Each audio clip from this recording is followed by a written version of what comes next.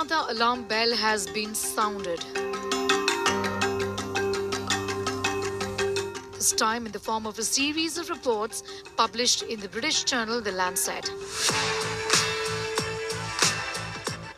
The report says our plates are changing, our palates are changing as well.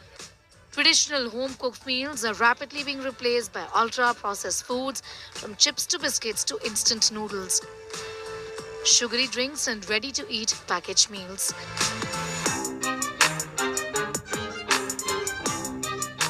And make no mistake, this is not about choice. It is about engineering and the hard push this kind of food item gets. The Lancet's 3-paper series, authored by 43 global experts, warns that ultra-processed foods are engineered for overconsumption, not nutrition. क्या आपको पता है दुनिया में health problem के अंदर one of the major health problem जो है वो है ओबेसिटी और ओवरवेट, क्योंकि ये प्रॉब्लम सिर्फ डेवलपिंग कंट्री के अंदर नहीं बल्कि डेवलप्ड कंट्री के अंदर भी देखी जा सकती है।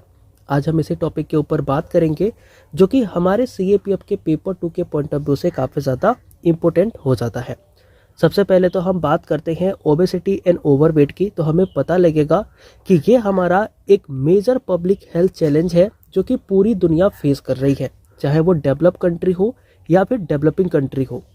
अब ये जो हमारा ओबेसिटी या ओवरवेट है ना, ये हम ऐसी कंडीशन को कहते हैं जहाँ पर एक ऐसा पर्सन जिसकी बॉडी के अंदर जो फैट होती है वो उससे ज़्यादा एक्यूमुलेट हो जाती है जितनी की ज़रूरत है। मतलब कि जब बॉडी फैट बहुत ही ज़्यादा एक्यूमुलेट हो जाती है किसी बॉडी के अंदर, तो दैट इज़ द कंडीशन जब हम कहते हैं कि कोई पर्सन ओवरवेट हो गया या फिर उसको ओबेसिटी हो गई। अब इस ओबेसिटी की वजह से, ओवरवेट की वजह से कुछ बहुत सारे हेल्थ इश्यूज जो हैं वो फेस करने पड़ सकते हैं, जैसे कि कार्डियोवैस्कुलर डिसीज़ हो गया या फिर डायबिटीज़ हो गया। इसके अलावा जो मस्कुलोस्केलेटल डिसऑर्डर हो गया या फिर सर्टेन टाइप के जो कैंसर हैं वो भी इसके वजह से किसी पर्सन को हो सकते हैं। अगर हम बात करते हैं भारत की, तो जो रैपिड अर्बनाइजेशन है, लाइफस्टाइल के अंदर जो चेंजेस हैं, जो हमारा डाइटरी पैटर्न चेंज हुआ है, इसके वजह से भारत के अंदर भी आज ओबेसिटी और ओवरवेट के जो पेशेंट हैं वो काफ़ी ज़्यादा देखने को आपको मिल जाएंगे। अब भारत के अंदर ये जो ओबेसिटी और ओवरवेट है ये एक one of the major health challenge के अंदर देखा जा सकता है। अगर हम चाहें तो इस ओबेसिटी को, ओवरवेट को अच्छे तरीके से समझ करके, यानी कि इसका कारण क्या है, इसके कॉन्सिक्वेंसेस क्या है, इसके लिए हमारी क्या स्ट्रेटजी हो सकती है ताकि हम ओबेसिटी को रोक पाएँ, जो कि हमारे लिए काफ़ी ज़्यादा ज़रूरी है। अगर हम इन सारी ही चीज़ों को समझ करके इसके कारणों को, इसके कॉन्सिक्वेंसेस को, इसको रोकने की स्ट्रेटजीज़ को इम्प्लीमेंट करें अच्छे से, तो हम एक ओवरऑल अच्छे हेल्थ को प्रमोट कर सकते हैं और जो हमारे नॉन कम्युनिकेबल डिसीज़ हैं उसके बर्डन को हम रिड्यूस कर सकते हैं। तो अगर हम एक अच्छे इंट्रोडक्शन की बात करते हैं तो एक अच्छे इंट्रोडक्शन के अंदर हम इस टॉपिक को कुछ इस तरीके से इंट्रोड्यूस कर सकते थे, जहां पर सबसे पहले हमने ओबेसिटी एंड ओवरवेट की बात करी, जहां पर हमने ये बताया कि ये दुनिया के अंदर एक मेजर पब्लिक हेल्थ चैलेंज जो है वो देखने को मिलता है। यहाँ पर हमने ये बताया कि जो डेवलप्ड कंट्री है या फिर डेवलपिंग कंट्री है, इन दोनों ही कंट्री के अंदर आपको ओबेसिटी और ओवरवेट की प्रॉब्लम देखने को मिलेगी।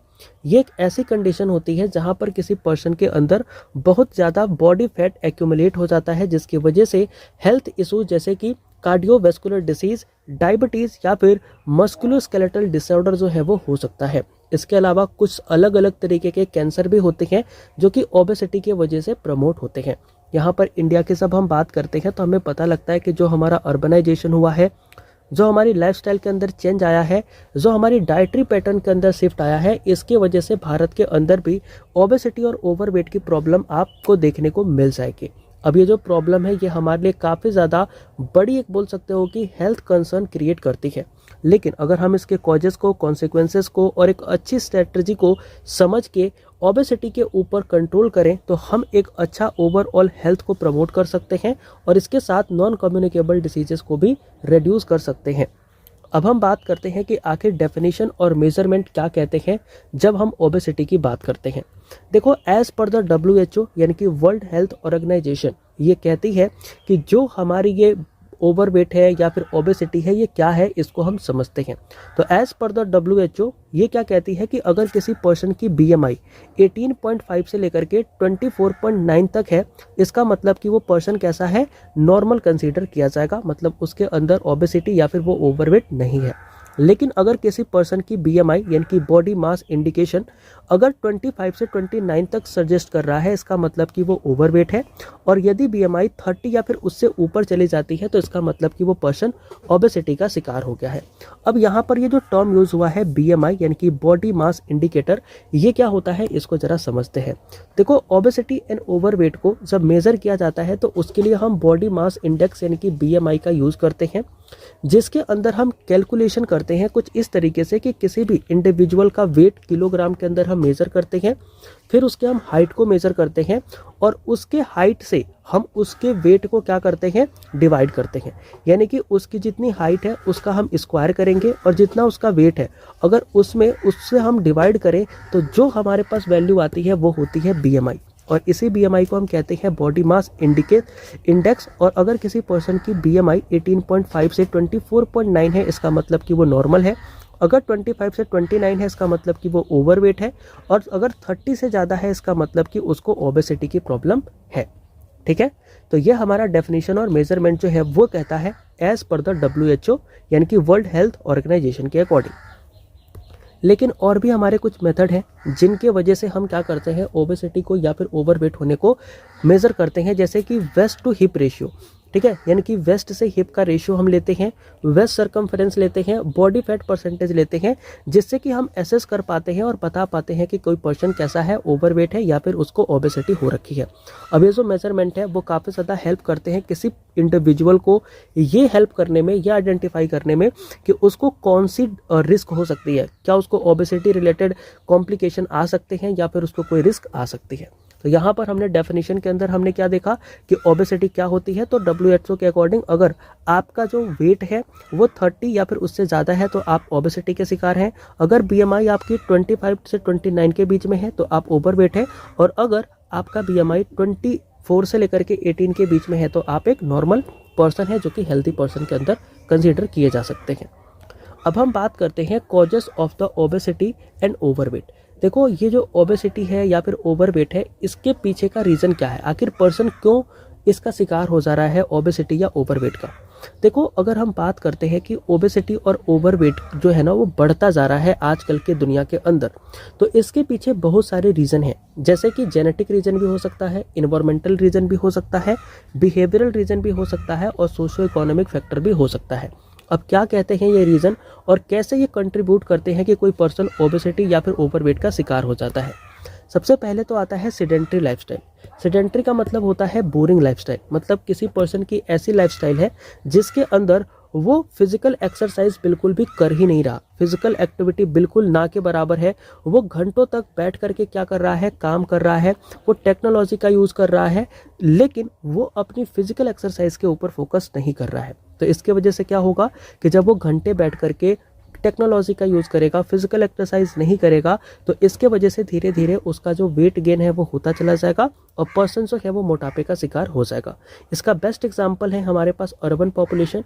देखो, अर्बन पॉपुलेशन अगर आप देखोगे तो वो बैठ करके काम करने में बहुत ज़्यादा टाइम जो है वो स्पेंड कर देते हैं, दिन भर बैठ के टीवी देखते रहते हैं या फिर डिजिटल डिवाइस जैसे कि मोबाइल फ़ोन हो गए उनका इस्तेमाल करते रहते हैं, जिसके वजह से उनका जो एनर्जी का एक्सपेंडिचर होता है वो काफ़ी कम होता है। और एनर्जी जब कम यूज करेंगे तो वो एनर्जी उनके बॉडी में एक्यूमुलेट होती रहेगी और वो एनर्जी एक्यूमुलेट होकर के ओवरवेट या फिर ओबेसिटी के अंदर उनको ढकेल देगी।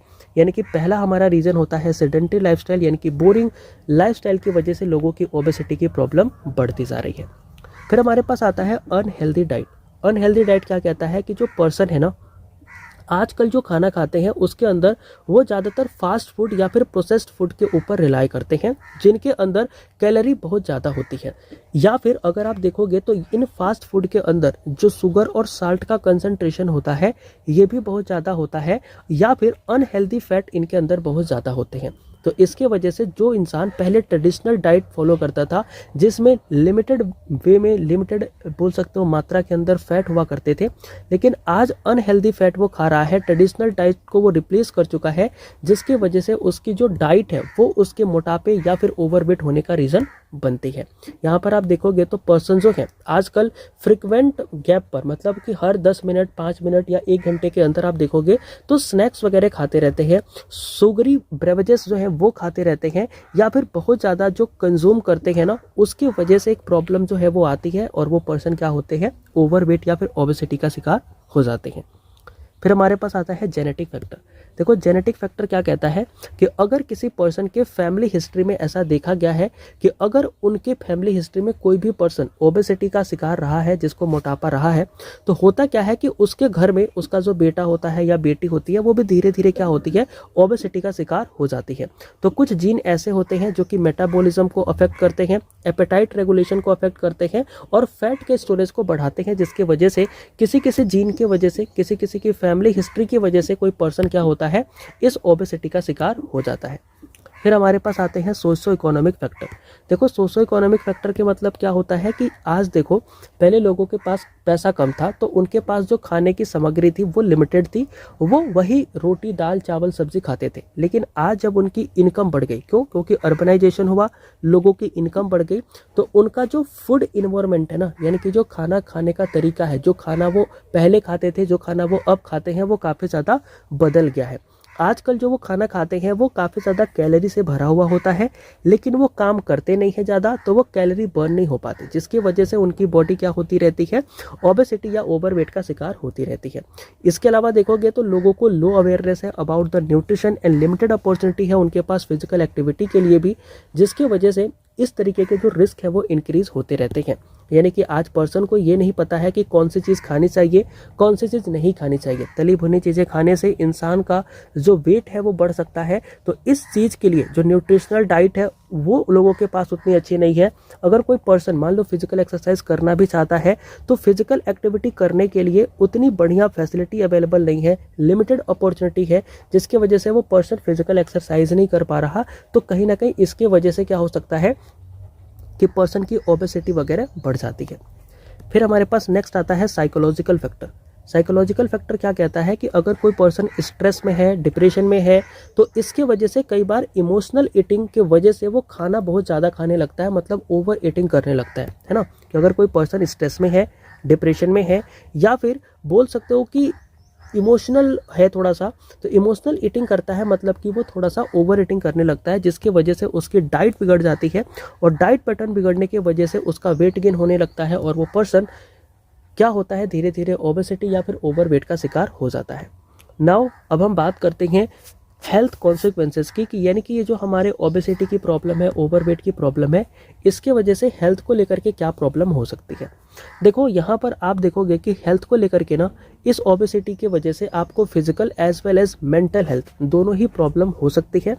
सबसे पहले तो हम बात करते हैं कार्डियोवैस्कुलर डिसीज़ की, यानी कि अगर कोई पर्सन ओबेसिटी का शिकार हो गया है, ओवरवेट हो गया है, तो इसके वजह से उस पर्सन को हार्ट अटैक आने के चांसेस काफ़ी ज़्यादा बढ़ जाते हैं। तो यहाँ पर आपको कार्डियोवैस्कुलर डिसीज़ के अंदर पता लगेगा कि जो एक्सेस बॉडी फैट है ना, ये आपके रिस्क ऑफ हाइपरटेंशन या फिर हार्ट अटैक के रिस्क को क्या करता है, बढ़ा देता है। फिर हमारे पास आता है टाइप 2 डायबिटीज़। टाइप 2 डायबिटीज़ में क्या पता लगता है कि जो ये हमारी ओबेसिटी या ओवरवेट है ना, ये पर्सन को टाइप 2 की डायबिटीज़ करा सकती है, या फिर इस ओबेसिटी के वजह से पर्सन को टाइप 2 की डायबिटीज़ हो सकती है। फिर हमारा आता है muscular skeleton disorder.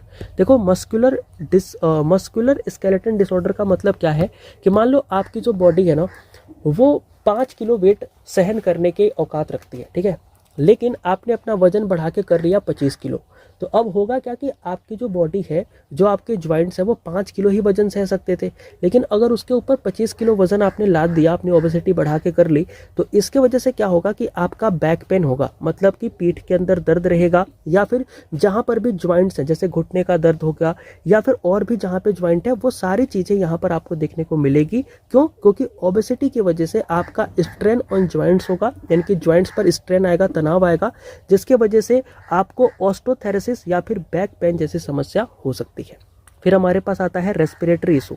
Respiratory issue में क्या पता लगता है कि अगर किसी पर्सन का मोटापा बहुत बढ़ गया है तो इसके वजह से उसको ब्रीदिंग के अंदर डिफिकल्टी आती है और वो सांस उतने अच्छे तरीके से नहीं ले पाता जैसे कि एक नॉर्मल इंसान ले पाता है। यानी कि मोटापा बढ़ने से इंसान को ब्रीथ करने में, सांस लेने में प्रॉब्लम होती है। फिर आता है कैंसर।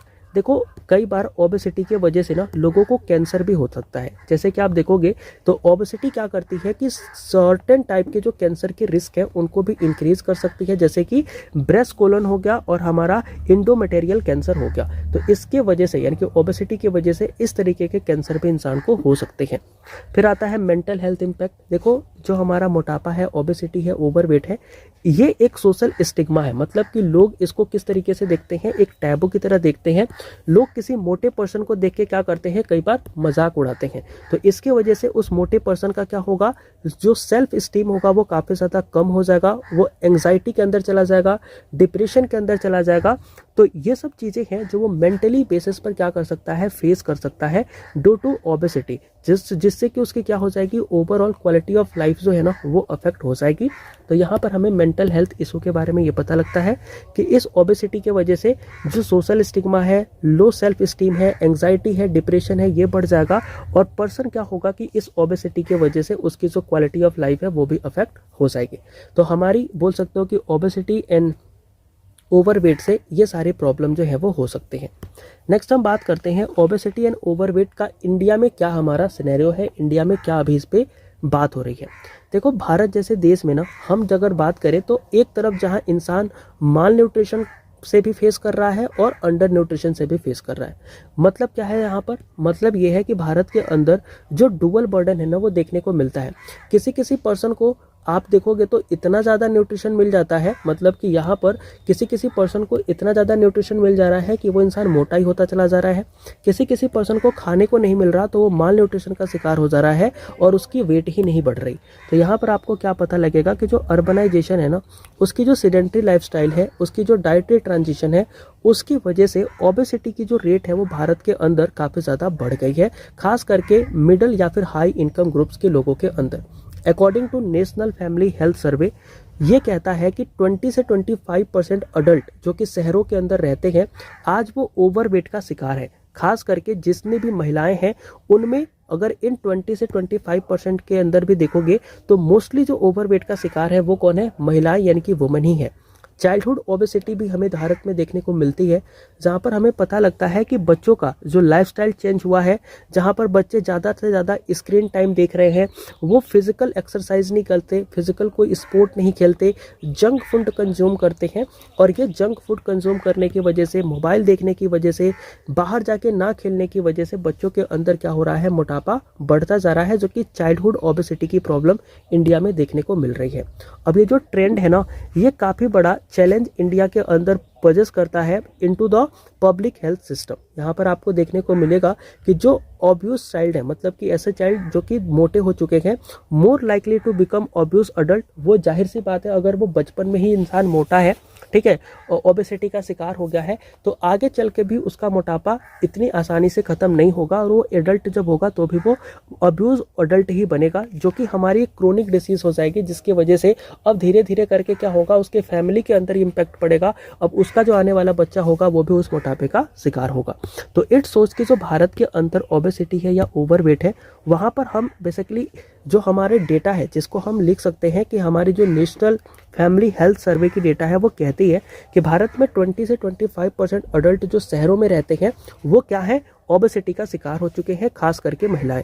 चाइल्डहुड ओबेसिटी भी इंडिया के अंदर देखी जा रही है, जहां पर बच्चा जिसकी लाइफस्टाइल चेंज हो चुकी है, जो आज मोबाइल पे बहुत ज़्यादा टाइम स्पेंड करता है, फिजिकल एक्सरसाइज, फिजिकल गेम वगैरह नहीं खेलता है, जंक फूड बहुत ज़्यादा खाता है लाइक बर्गर एंड पिज्ज़ा, जिसकी वजह से उसका कहीं ना कहीं ओवरऑल जो ओबेसिटी है वो बढ़ चुकी है और मोटापा बढ़ने की वजह से उसकी जो लाइफ है वो आगे चल के भी खराब हो जाएगी या फिर क्रोनिक डिसीज के अंदर कन्वर्ट हो जाएगी।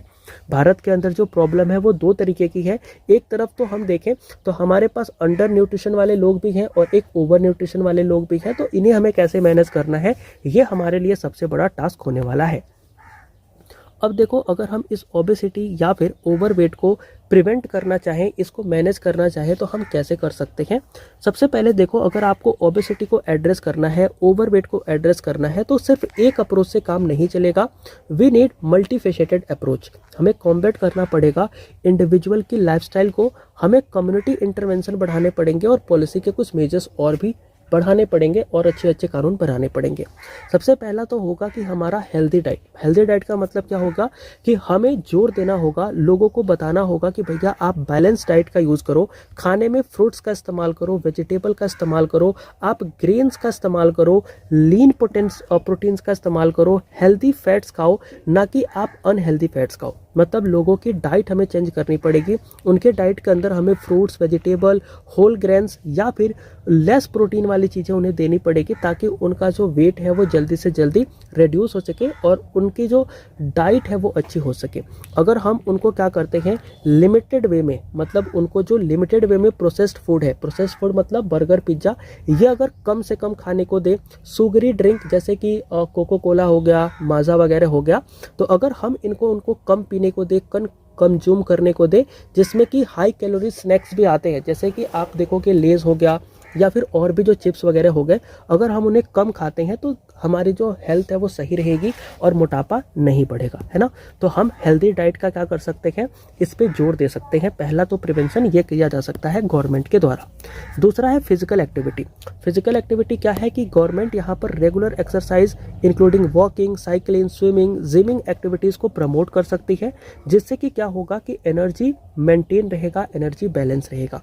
जो WHO है वो रिकमेंड करती है कि पर्सन को एक दिन के अंदर एटलीस्ट 150 मिनट क्या करनी चाहिए, एक्सरसाइज करनी चाहिए। ये एक दिन नहीं है, सॉरी, ये 1 वीक होना चाहिए, ठीक है। तो 150 मिनट्स मतलब 150 मिनट एक हफ्ते के अंदर किसी भी पर्सन को एक्सरसाइज करनी चाहिए एज पर द WHO। तो हम ये सारी चीज़ें करवा सकते हैं लोगों से, including walking, cycling, swimming, gymming या फिर एक्टिविटीज। यानी कि किसी पर्सन को आप साइकिल चलाने के लिए कह दो, किसी को स्विमिंग करने के लिए कह दो, किसी को जिम करने के लिए कह दो, किसी को टहलने के लिए कह दो। तो ये सब करने से मोटापा इंसान का नहीं आता है और वो बिल्कुल हेल्दी और फिट रहता है। फिर इसके बाद से आता है बिहेवियरल एंड साइकोलॉजिकल इंटरवेंशन। इसमें हम क्या कर सकते हैं, अगर कोई पर्सन जो कि मोटापा का, ओवरवेट का शिकार हो गया है, तो उसके लिए हम काउंसलिंग कर सकते हैं, stress management and behavioural therapy ला सकते हैं, जिसकी वजह से वो क्या कर सकता है, वेट को लूज कर सकता है और अपने आप को वो बचा सकता है। इमोशनल ईटिंग नहीं करेगा, ओवर ईटिंग नहीं करेगा और वो अपने आप को फिट रखेगा, जिसकी वजह से धीरे धीरे क्या होगा कि उसका मोटापा कम हो जाएगा और वो एक फिट इंसान हो जाएगा।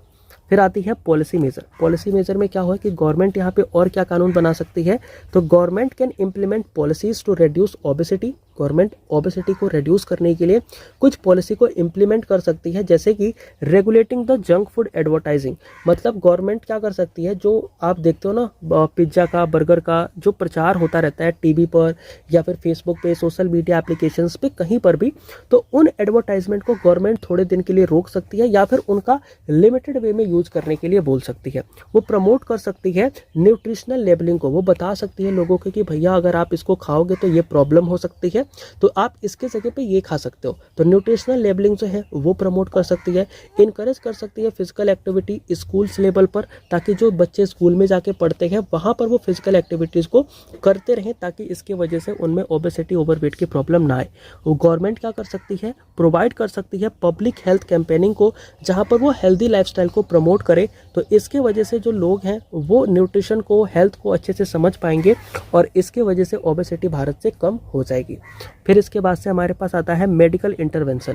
देखो, अगर कोई पर्सन मान लो जिसको ओबेसिटी या ओवरवेट की प्रॉब्लम हो गई है, तो ऐसे सीवियर केसेस में जहाँ पर बहुत बोल सकते हो कि खतरनाक तरीके की सिनेरियो क्रिएट हो गए, तो वहाँ पर क्या किया जा सकता है, सीवियर केसेस के अंदर आप क्या कर सकते हो, फार्माकोलॉजिकल ट्रीटमेंट ले सकते हो, बैरिएट्रिक सर्जरी करा सकते हो जब ज़रूरी हो तब। इसके वजह से आप अपनी लाइफस्टाइल को मॉडिफाई कर सकते हो और आप अपने मोटापे को कम भी कर सकते हो। तो ये था हमारा प्रिवेंशन एंड मैनेजमेंट, जहाँ पर हमने healthy diet, physical activity, behavioural and psychological intervention, policy measures and medical intervention की बात करी। Now we will discuss on to the conclusion. देखो कंक्लूजन क्या कह रहा है। कंक्लूजन में हम देख सकते हैं कि जो हेल्थ कॉन्सिक्वेंसेस है ना, इंक्लूडिंग क्रोनिक डिसीज, ये क्या करते हैं, रिड्यूस करते हैं क्वालिटी ऑफ लाइफ को एंड मेंटल हेल्थ इशू को। क्योंकि अगर आप देखोगे तो जो ये आपके हेल्थ कॉन्सिक्वेंसेस है, मतलब कि किसी का अगर मोटापा बढ़ गया तो इसके वजह से हो सकता है कि ये क्रोनिक डिसीज़ आगे चल के हो जाए। अब इस क्रोनिक डिसीज़ की वजह से उसकी जो क्वालिटी ऑफ लाइफ है ये क्या हो जाएगी, रिड्यूस हो जाएगी और मेंटल हेल्थ इशूज़ को फेस करना पड़ेगा। इसके अलावा देखोगे कि अगर हमें इस इशू को एड्रेस करना है तो हमें एक कॉम्प्रिहेंसिव स्ट्रेटजी को लाना पड़ेगा, जिसके अंदर किसी पर्सन को रिस्पॉन्सिबिलिटी लेनी पड़ेगी, पब्लिक अवेयरनेस फैलाना पड़ेगा, कम्युनिटी के सपोर्ट हमें दिखाना पड़ेगा और गवर्नमेंट का इंटरवेंशन की भी नीड पड़ेगी। प्रमोट कर सकते हैं हम हेल्दी डाइट को, फिजिकल एक्टिविटी को और प्रिवेंटिव हेल्थ केयर को along with a policy initiative, जिसके वजह से हम क्या कर सकते हैं, इस ओबेसिटी एंड ओवरवेट की प्रॉब्लम को कर्व कर सकते हैं, कम कर सकते हैं।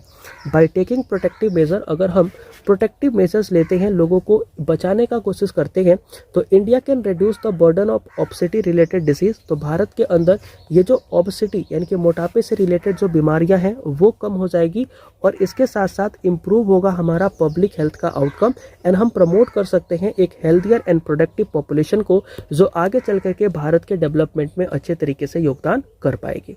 तो कुछ इस तरीके से क्या कर सकते हैं, हम यहाँ पर अपने कंक्लूजन को भी लिख सकते हैं। तो ये था एक पूरा का पूरा कंटेंट जो कि आपने देखा ओबेसिटी एंड ओवरवेट के ऊपर। ये जो कंटेंट है कहीं ना कहीं आपको जब भी ओबेसिटी एंड ओवरवेट के अंदर क्वेश्चन पूछा जाएगा तो ये आपको हेल्प करेगा कि आप इस कंटेंट के ऊपर इस कंटेंट को रेफर करके एक अच्छा ऐसे जो है वो लिख पाए। I hope and I believe this video will be very beneficial for you all who are going to appear in the CAPF exam. So tell me in the comment box how was the session and how you find it useful. Okay, so मिलते हैं next video में, तब तक के लिए सभी को जय हिंद।